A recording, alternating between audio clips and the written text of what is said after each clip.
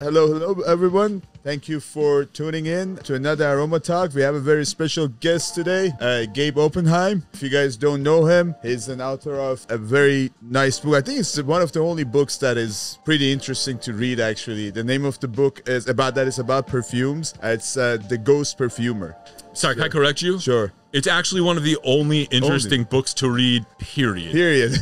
Mostly books should be used for burning. I learned that from Ray Bradbury. So this is one of the few books that can actually be read and enjoyed in the world. Yeah. No, man, I mean, I've ordered the book, and I was actually, first, I'm not really good with reading. I'm very good with audiobooks. I usually read it. But do you have an audiobook? Because you also have a very good voice. I think if you do it in audio, it's going to be very nice. I should. Thank you for a couple things. One, there are a lot of really good books. I was an English major. Mine is not among them, but it's very kind for anyone to say otherwise. Yeah, I would love to just actually get into a studio and record. I haven't yet. I would like to record it in a couple languages. I mean, I would do English, but like I have a lot of people there's a lot of English speakers in Germany, and the book has sold decently in certain places. And then I'll get Germans who will say to me, but still there should be like a German audiobook version for people who don't do English as well or whatever it is. So yeah, man, I think that would be really, really great for the book, for the larger Fragcom universe. Yeah. I know, like, whenever I drive in the car,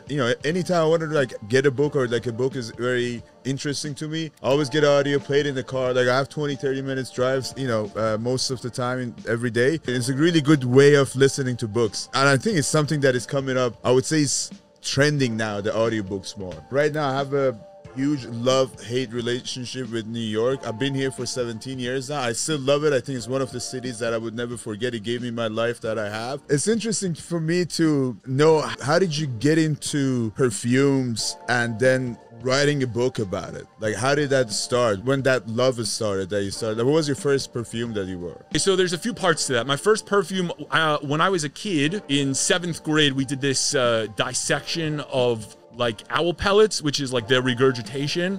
Also, they eat rats, or I think, and mice, right? So what you're dissecting in that pellet, and I apologize to viewers, but this is just the truth, it is like the bones of rodents, right? And it has a distinct dead rodent regurgitation smell. This was for science. It was to see the bones and learn about biology, right? And ecology and food chains and all that stuff, anatomies. So when we were doing that in science, they gave us these plastic gloves, and I think they said, if you want to wear gloves for this, or like a mask because it smells a little bit, like, feel free, come and take. And I remember thinking as a 7th grader, right, why would I need that? Like, I'm just gonna get in there and like get it with my hand. Like, I don't want that latex between me and the pellet. I want to get into the pellet and really feel it. Worst mistake of my junior high life, because the smell of that rat owl concoction thing was so repulsive, and no amount of water and like industrial school soap would remove it. None. So when I got home that night from school, I think my mom smelled my hands before like I was even in the house. And also I was just, every time my hands were near my face, I was thinking I should just chop them at the, like a real, not like the Yakuza, chop it at the pinky, just cut it off at the wrist. So instead, I was like, okay, this isn't coming off as soap. I'm gonna need to mask this. My mom cannot stand the smell of perfume, and my father cannot tolerate throwing things out. So when they got married in '86, my pops kept with him his Paco Rabanne Pour Homme set, even though he was never gonna use it again, because my mother said, you cannot wear aromas. So he had a splash bottle of Paco Rabanne Pour Homme. The original green bottle. The green bottle, yeah. And he had a lotion container of same scent, but put into like a cream. I don't remember exactly what kind of cream and what it was for, but it had more or less like the scent, right? And I just took that cream and covered the rat pellet smell with as much Paco Rabanne Pour Homme as I could. This was mistake number 2, because it did not cover up the scent of the rat pellets. They mixed. And rest in peace, Paco Rabanne. I destroyed a masterpiece there. Not that he's the one who actually made the scent, but like, so then my hands were both awful to my mother because they reeked of perfume, awful to everyone because they reeked of rat pellets. At school, I don't know what people made of me. It didn't win me or lose me any friends, which probably goes to show you how popular I was beforehand. But no, what I wore for fun when I wasn't covering up smells was Abercrombie & Fitch Woods, which has been re-released in a weakened form. But the original Abercrombie Woods I loved greatly. Really loved that. I see on eBay sometimes old bottles for like $400. Yeah. And I think to myself, is this, first of all, it was an EDC. So like, did this scent last back in the day? And if it didn't last then, how much of it now is just all turned to alcohol, you know? So I consider buying it like once every 4 weeks. And I mean, I have the re-releases. They're just not the same. Yeah. I put them to my nose to try to remind myself of like childhood things. And memories come to me, but I want the fuller thing. So yeah, so maybe Woods was the first one that I wasn't using to cover up a bad science experiment. When I covered boxing as this guy who would go to fights in Vegas and Los Angeles and Tokyo and New York, and I was sitting ringside as a fight writer, just typing on my computer as people pummeled each other and writing up the results, live tweeting matches. That's exciting if you've never seen people fight in person, and if you have, it can get somewhat monotonous. Not even really what goes on in the ring, just the routine of get to a city, there's a press conference on one day, a weigh-in on one day, then there's the fights, you sit on one side of the ring, you sit alongside the same members of like the press, they know you, you know them, and that's kind of nice, but it's a little sort of lonely, right? It's like this kind of constant traveling circus. So to spice it all up, starting in maybe 2016, basically whenever I'd go to a fight, I would pack a different perfume in my travel-on bag and just wear that scent for myself on fight night. And I just had this idea, well, what if I turned the camera around and instead of writing about these fighters, I wrote about the lives of the perfumers who had made these scents. I had no idea what a perfumer was like in the flesh, but I thought it could make for an interesting sort of book. And that's when I did my pivot, so. Yeah. No, I think it's actually very interesting because how I actually met you. I met you at, we had an event, it's a Sniffapalooza. I give credit to Karen. She runs this events in New York City that with a lot of perfume enthusiasm or addicts, I would say, that they all get together, talk about fragrances, talk about niche fragrances. And then I met him. I heard the story about the book and I was like, yo, that's a very actually interesting topic to talk about because from my understanding, you've interviewed a lot of perfumers. You traveled to many different countries to meet perfumers and see their work and what they do, and then I think from all those talks and interviews you made a choice to write this book about Creed and Pierre Baudin, so which is very interesting. But I'm sure you interviewed many perfumers. How many have you interviewed so far? Maybe I forgot someone, hopefully I didn't, but I think the number's probably at this point like 50 solid interviews with like fine fragrance perfumers. Yeah, probably something like that, like 50. Because the book is mostly about Creed and what happened to the story of Pierre Baudin and Olivier Creed and all that stuff. But so, and we got to get into that for sure. But do you have plan to write about other perfumers or other experiences that you have? Is a new book coming soon? Yeah, so it's almost the reverse because my plan was to write about the lives of perfumers more generally. And so I embarked upon this sort of quest to interview the world's top perfumers.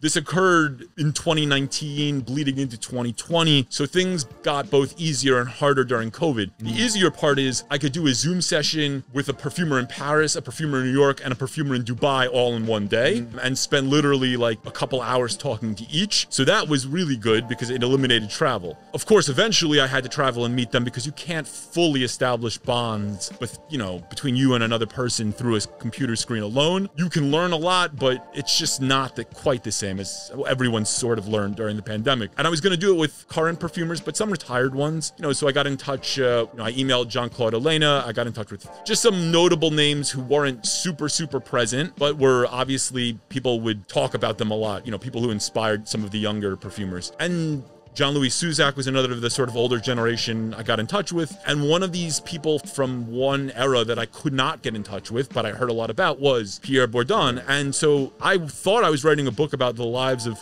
present day and maybe some previous fine fragrance perfumers. But while I was doing that, I was agitating to get an interview, to get time with Pierre. I was told Pierre Baudin had mysteriously sort of left perfume younger than he needed to. It wasn't like he started losing briefs. He left Paris, and it's not like he retired to the south of France to Grasse, which a lot of perfumers do. He had gone north to Normandy, and I was told he sort of went to Normandy, lived in a castle, didn't want to communicate with the perfume world anymore, had sort of walled himself off from that entire milieu. And the big question question to me, right, as a sort of weird author mystery is why? That was a mystery, and I kept pushing for an interview, but still, it wasn't like the subject of my book. And Creed was a niche brand that I thought had some interesting stuff going on, but so do a lot of others, right? So, I mean, personally, if you want to know what my taste was, I was super into Guerlain Darby, Heritage de Guerlain. Like, I was a Guerlainophile. I was wearing like Tom Fords and stuff. So Creed wasn't on my radar in a big way. And then one day, out of the blue, must have been working on the book at this point for almost 2 years, year and a half to 2 years, I get an email. It's written by Pierre's wife, Kathy, because he dictates emails. He doesn't type them out. He's not a computer person, not his era. And it's all of a sudden this story he's never told publicly before, or he's never confided to a journalist about how he had been for like 30 years this secret perfumer for Creed. And not just about how he had been the secret perfumer for Creed, but how that had come to pass, who Olivier Creed sort of was, how he had been paid in a couple of free tailored suits by Olivier Creed, but hadn't been paid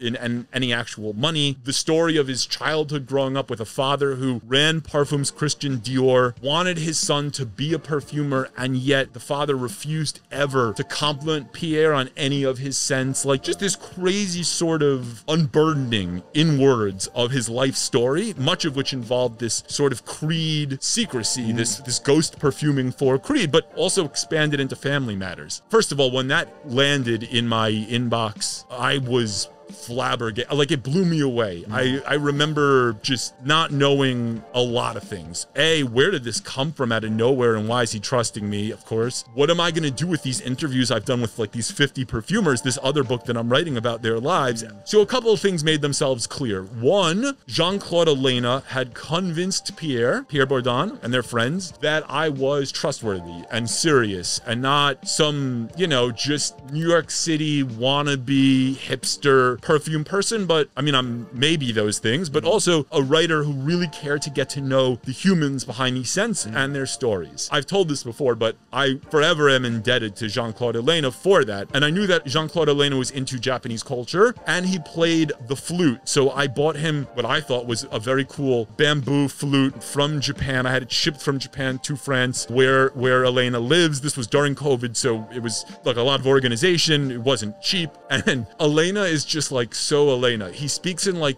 these philosophical sort of cones. You never really quite get the sentence you're looking for. So what I was looking for was, Gabe, I'm so happy that you and Pierre connected. Thank you for the flute. Instead, the email that came back was, I don't play the flute anymore. Like, period. And I was just like, yeah, that makes sense. But I owe him a huge debt of gratitude, because otherwise Pierre never would have spoken to me. So the only bitterness that I ever got from him, both when we were long distance and in person, right? The only bitterness was when Olivier Creed first really got a success from Pierre. So the first scent, Pierre Bourdon would create scents for these briefing competitions, for major fragrance competitions. So in like 83, L'Oreal was looking to do a fragrance for women, and Pierre lost that brief, and Pierre lost. And so Olivier took that losing formula, and basically, he would walk into offices of perfumers without permission. In fact, Pierre's then wife, his first wife, literally threw Olivier Creed out of the office and said, get the hell out. Like, why are you sniffing my mods, like the vials on my desk? They don't belong to you, right?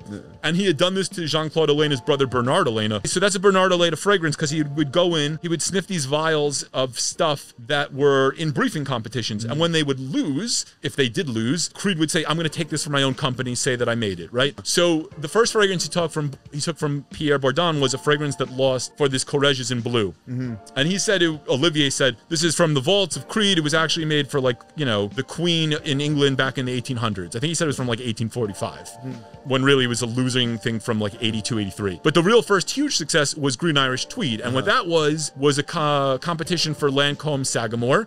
Jean-Louis Suzak won, Pierre lost. And when Pierre lost, Olivier took the losing liquid and made it Green Irish Tweed. But what that was the beginning of was this evolution of a scent that Pierre had been dreaming up basically throughout the 1980s, of how can I take a fragrance and give it a new freshness that we've never experienced in perfumery before. I wanted to have some aspects of gray flannel, some aspects of Drakkar Noir, just to give you some references, but we're going to up the dihydromercenol, and we're going to do some other things to it that make it feel like water, that make it feel cool. At the time, if you think about maybe like powerhouses like Kouros, which he did, that would be very revolutionary for a man scent compared to, let's say, YSL Kouros or Chanel Antaeus, which came out in 81, right? What happened is Green Irish Tweed was the first version of that new cool watery thing that Pierre was constantly inventing. And when Olivier took it and put it out as Green Irish Tweed, of course he lied and said this was a fragrance that originally was, you know, worn by Cary Grant. And Cary Grant, by the way, died a year after Pierre formulated Green Irish Tweed. It was not made for or worn by Cary Grant, nor was it made by Olivier Creed. But more importantly, it was the beginning of a thought process that didn't end there. Pierre went back to his office and kept working and kept pushing a scent towards something that was greener, bluer, fresher, and ultimately he got to what we know as Davidoff Cool Water. That's right. But the thing he was bitter about, and this is where I got to the whole Normandy story, he wasn't bitter that Creed sold for $1 billion to the long-term private capital fund of BlackRock. And by the way, more recently, BlackRock sold it for $3.8 million. Javier Ferran and BlackRock together sold all of their shares. So Olivier Creed had already cashed out. Or billion? Sorry, billion. Billion, yeah. Billion. Yeah. Billion. Huge loss. Sorry. 3.8 billion.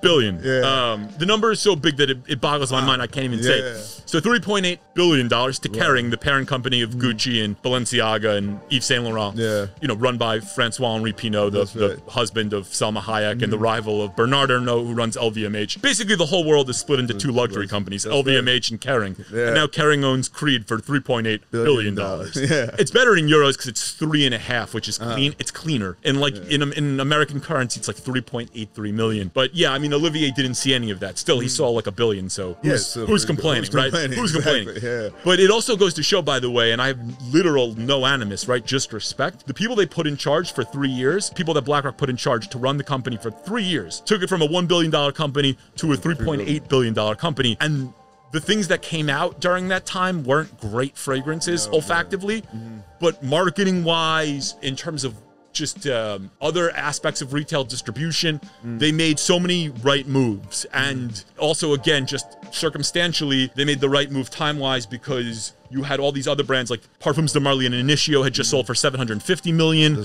That's a lot of money for a company that is not as big as Creed could be. I mean, Creed was only introduced to China in 2021, so that market's new for them. And they're not really known for their women's stuff, so that's like a huge opportunity for them. So Advent bought PDM and Initio for $750 million. And then you would also, right, had sales of Tom Ford, right, to Estee Lauder. So it's a good time to sell. Timing-wise was good. I mean, if you're a businessman, this transaction was brilliant on BlackRock's part. They turned a big profit. They sold it at the right time, and they did it without any great sense. And the reason is because the Ghost Perfumers aren't the same people who they used to be. The great Ghost Perfumers were Pierre, and then his two students, Rasquinet and Aroux. Aroux did Aventus, Rasquinet did Royal Oud, and a bunch of other Creeds, but Creed, Royal Oud, and Aventus are huge ones. Aventus is 65% of all their revenue is just Aventus. Straight up just Aventus, right? So, I mean, genius stuff, and obviously, like, Pierre himself did Green Irish Tweed and Blas de Portugal and Arolfa, Silver Mountain Water. So the good scents were made by great perfumers because that's just how it works, even in an AI age. And I'm all about a lot of different aspects of technology, so I'm not knocking that. But the idea, right, that without a new, like, great Ghost Perfumer, they still managed to flip the company for, and make several $1 billion on it, like, props to them as business people, truly. Well, for us, I think Creed is still one of the top 3, top 5 brands out there. And as you mentioned, creedaventus is one of the best fragrances that was released in niche category. And I would say that was fresh, that was fruity, and it actually had a good longevity. I don't know, I think since they got bought by BlackRock, they kind of definitely lost. I mean, I guess they didn't, lost track in making money or generating revenue, but in like a niche or like a perfume, they weren't as creative. They didn't come up with anything new. They changed the packaging for Spring Flower. Yeah, but that's just the. I think the scent is slightly different also, maybe, but yeah. And I've heard not great things about Wind, the Wind, was it Windflower? Wind, what's the woman's new one? Yeah, the woman's one. I know. What was it? Wind River, Windy City. Something like that, yeah, I forgot the name of it. Look. The thing about Pierre, getting back to what he was pissed about, so he wasn't pissed that he didn't get money, even though the company was flipped for $1 billion. And by the way, the reason Olivier Creed sold it for $1 billion is, one, he isn't a perfumer. He doesn't have the same passion, maybe, that the perfumers themselves have. He does have an amazing nose as an olfactive artistic director, right? He knew which of the losing vials to take from Pierre Bourdon. on. And Pierre's such a great perfumer, and he was such a great artistic director, that Green Irish Tweed is still on the market. You name me another scent that came out in 85, like, that is as successful now as Green, like, that just...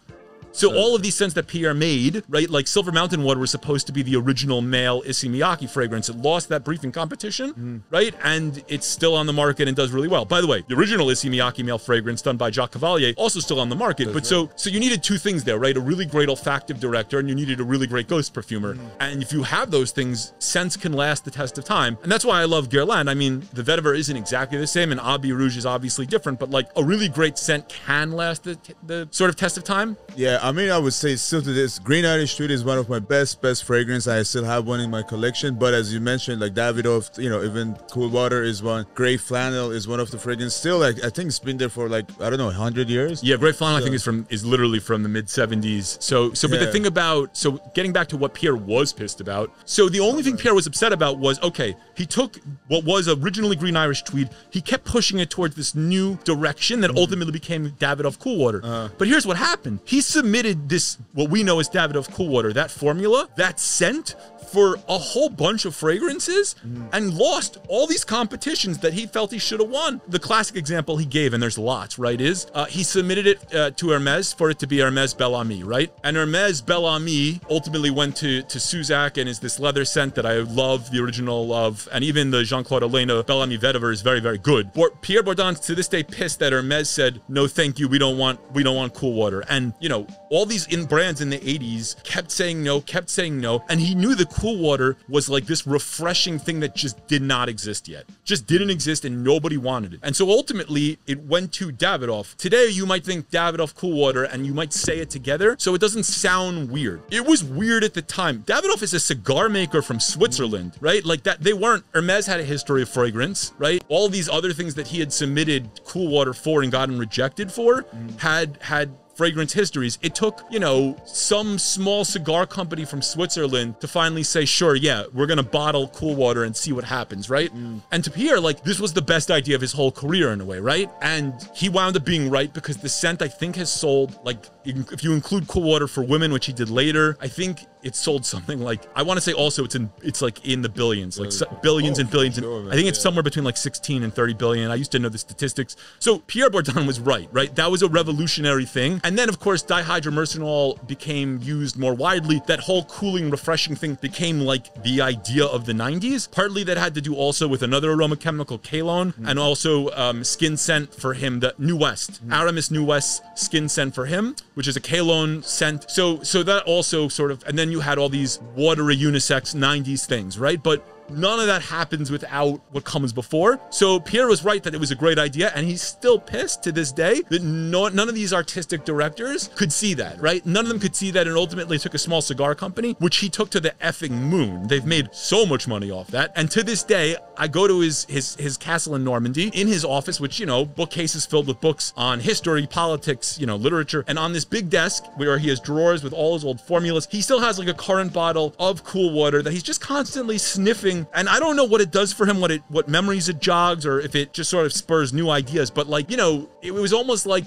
he was this dude who had a great demo of a single. And we've all heard how record labels turn down great singles. Then one record label finally takes a chance. It's like a nothing record label, becomes a huge hit. And you're like, how did nobody want that song? Yeah. Like that song was the song of the summer. Like that song was the song of the decade. Nobody wanted that. But so that was the thing he was pissed about. The money thing, right? Like I would be upset about, but he did fine. Kuros, you know, Cool Water. He did sense in his day. Yeah. Finally, right, he got a Dior. So his whole thing was his dad had run Parfums Dior, and his dad used to bash his scents. And I don't mean when he was coming up. I mean like while he was already an established perfumer, his dad would write these typewritten letters being like, your stuff's no good, man. Like you should just give up. Like it's not that like the people selling your stuff are bad at selling it. It's that your scents themselves are bad. And he would list the reasons why. Like for each, and I'm like reading, he showed me, I think it was a photo stat like of a letter his dad actually wrote him. Devastating stuff. Absolutely devastating stuff. But finally in the 90s, he did a Dior, and it was called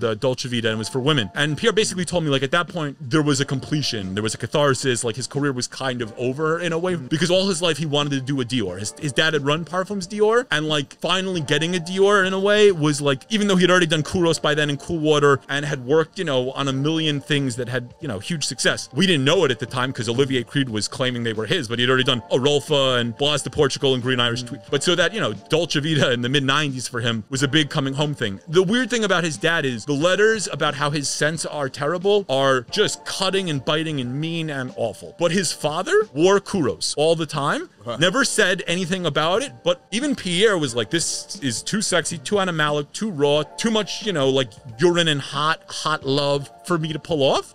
But Pierre's dad wore it and wore it proudly. So sometimes fathers can't say I love you except in a very strange way. And so that's the story of that. But so yeah, his lingering bitterness never had to do with money or with the fact that Olivier sort of screwed him. His wife, Kathy, whom I love, right, told me when we were having lunch in their house, you know, I had always warned him Olivier was going to screw you. Then Olivier screwed him to the tune of $1 billion. You know, and she wasn't mad about the money either. They've got a pool. They lounge, you know, they have like very intellectual friends who come over and talk. I envy their lifestyle, man. Like they seem to be, they know that if you're going to live, you should live. And that's true, I think, of a lot of people in France, right? But so there was no real bitterness about money. But if anyone was like, I told you that guy was going to screw you over, it was the wife. It was not, it was, you know, Pierre was just sort of like, that's kind of how it goes. You know, and he was, if anything, he was almost like more proud that like, have you seen the work my students do? Like, he's like, have you spelled Julian Raskinet's work for Frederick Malle? Like, how good is the moon? And he's like, the moon is a masterpiece.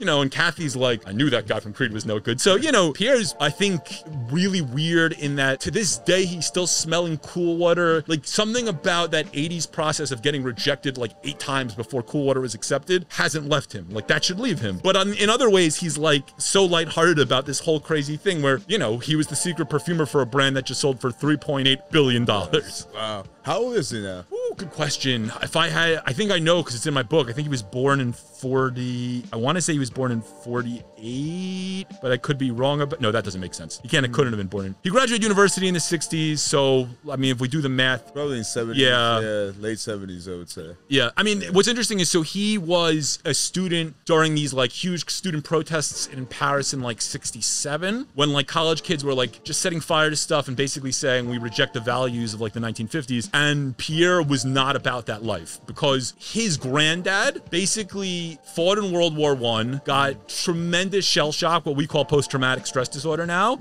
hanged himself, right? This is his granddad. His granddad did that. Obviously, like that ruined the family's life. And yet the son, his own father, still wound up rising through the ranks of the sort of socioeconomic ranks of France to run Parfums Dior, to be a manager at Parfums Dior. So Pierre was basically a huge believer that France does allow opportunity for social mobility. Like his granddad hanged himself and like left basically like a devastated family and still through just like work, no privileges given at all. If anything, like disadvantages. His father managed to run Parfums Dior and hook him up with Edmund Ranitska. Like he apprenticed Pierre to Edmund Ranitska. So when in the like in 67 and 68, whenever these student uprisings are going on in Paris, you know, their version essentially of like the rejection of 50s values that we saw with Woodstock in the 60s, like Pierre's like, I'm not rejecting these values. Like, what am I going to reject? The thing that allowed my father to rise through the ranks from like little orphan boy to like running Parfums Dior? I'm not rejecting that. So interesting guy with like a interesting perspective, you know? Yeah. No, that's very interesting. And I think it's still to this day it happens that a lot of these companies, they have ghost perfumers because like, for example, like companies like websites like Fragrantica, Perfumo.net, or even their, you know, brand's website, they never mention, most of them, they stop mentioning the perfumer's name. So you don't know who the perfumer is. I think this happened with Initio or Perfume de Mali. They used to mention the perfumers, but they don't do it anymore. And I guess maybe it's like a secret about it because they don't want other people to, you know, go to the same perfumer. But I understand that this was kind of like a very unfortunate event that happened to him. But, you know, I can also give credit to the Creed family. They still made this business a $1 billion business. You know, they still had a good, as you mentioned, maybe Olivier Creed, he was a very good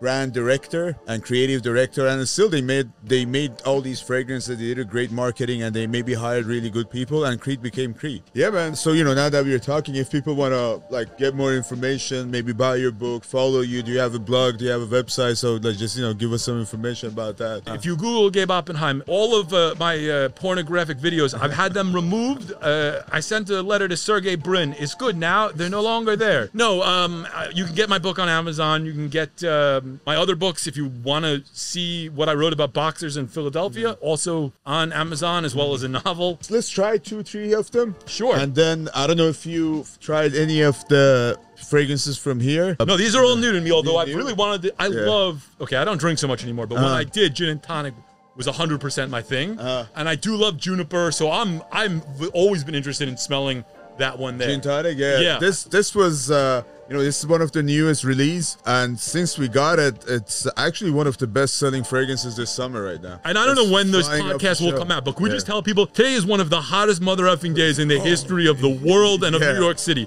So if there was ever a time for like a cooling note, it is today. Yeah, it's today's July 12th. Well, I mean, who cares? Because July 13th might be even worse, but it's time for some gin tonicos. Let's do it. Oh, I was about to say I fucking love this. Then I realized I shouldn't say fucking, and then I said it twice. Oh man, I love this so much. No, this is such a great fragrance for summertime. It's just, it gives you that, you put a smile on your face. Yeah.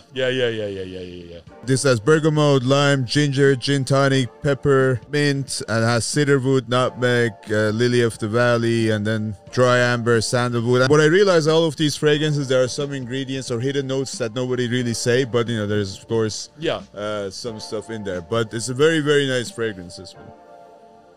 I mean, that cooling, fresh kind of. I mean, I keep wanting to say like juniper-y adjacent, even though I'm like maybe there isn't. But like there should be a little. Actually, maybe you're right. Maybe there is a little. But like I'm not so. My nose isn't so great.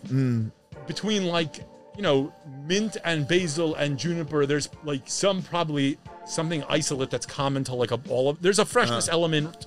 Anyway, there is some freshness thing here that I associate with various things. Orange blossom a little bit too, that make it a little bit maybe fresh and citrusy, but not like citrusy that's what do you call it?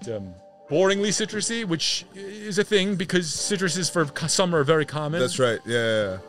It could be that I'm dying right now to cool off, but I like it. I like the cooling sensation off the paper.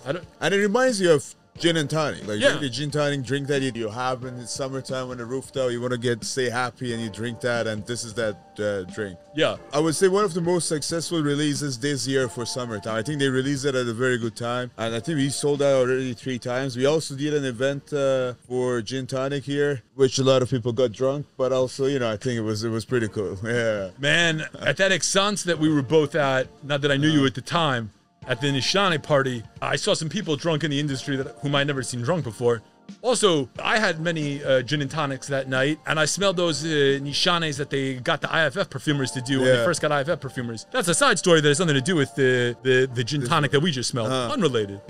Are you coming? Do you know about Scent Explore? The Max 40 thing. I don't know. I may have a business I may not be in the country, but we shall see. I know that he was on your podcast. I saw that you were. Yeah, that's actually a cool event too. It's happening in December. So this year is gonna be nice too. A lot of people are coming, so it can be a cool event. Yeah. But if you're in town December, I think 2nd and 3rd, that would be a cool event to go in. I had one of these experiences where you're like, I should go back to these things, but also maybe I escaped once, so I should never go back. I went to the World Perfumery Congress in Miami last June, right? Yeah. And they hadn't done that, or Exance, which were both in June for years because of Corona. So my June was Milan, Miami. I don't live in these cities. Like, I never unpacked, basically, right? And in Miami, Takasago had their own room. They weren't on the main floor.